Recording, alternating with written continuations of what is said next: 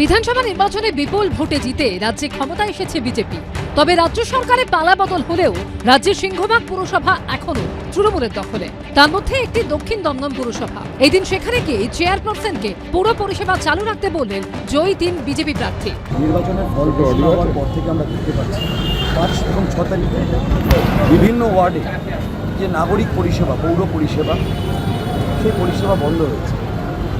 বিভিন্ন ওয়ার্ডে রাত্রিবেলা স্ট্রিট লাইট জ্বলছে, জঞ্জাল তোলা বন্ধ করে দিয়েছে। কোথাও কোথাও দেখা যাচ্ছে ড্রেন পরিষ্কার যে হতো সেটাকে টোটাল স্টপ করে দেওয়া।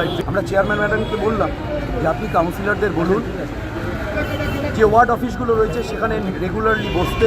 দমদম, বিধাননগর এবং রাজারহাট গোপালপুর এই 3 বিধানসভা কেন্দ্রের বিভিন্ন ওয়ার্ড মিলিয়ে দক্ষিণ দমদম পুরসভা।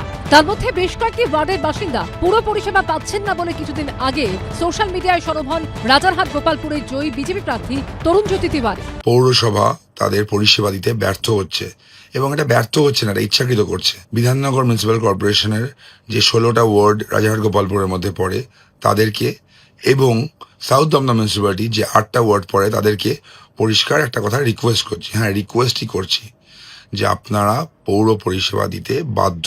এরপরে এদিন দক্ষিণ দমদম পুরসভায় পৌঁছে গেলেন দমদমের জয়ী বিজেপি প্রার্থী অরিজিৎ বক্সী, রাজারহাট গোপালপুরে তরুণজ্যোতি তিওয়ারি ও বিধাননগরে জয়ী বিজেপি প্রার্থী শারদ মুখোপাধ্যায়। দক্ষিণ দমদম পুরসভার চেয়ারপারসন কস্তুরী চৌধুরীর সঙ্গে প্রাথমিক শুভেচ্ছা বিনিময় করে বৈঠকে বসেন তারা। বৈঠকে ছিলেন পুরসভার অন্যান্য আধিকারিকরাও। মহানুভবতাকে কখনো দুর্বলতা ভেবে নেবেন না। আইনের পথে চলুন, আইনের সঙ্গে থাকুন।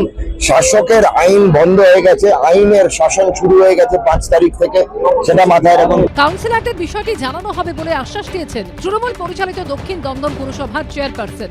প্রত্যেক কাউন্সিলরকে বলে দিতে বলেছেন যে তারা যেন তাদের ওয়ার্ড অফিসে বসে নাগরিকদের জন্য যে পরিষেবা, সেই পরিষেবাটা যেন সুষ্ঠুভাবে প্রতিদিন নিয়ম মেনে দেন, তাতে যেন কোনো রকম খেদ না পড়ে।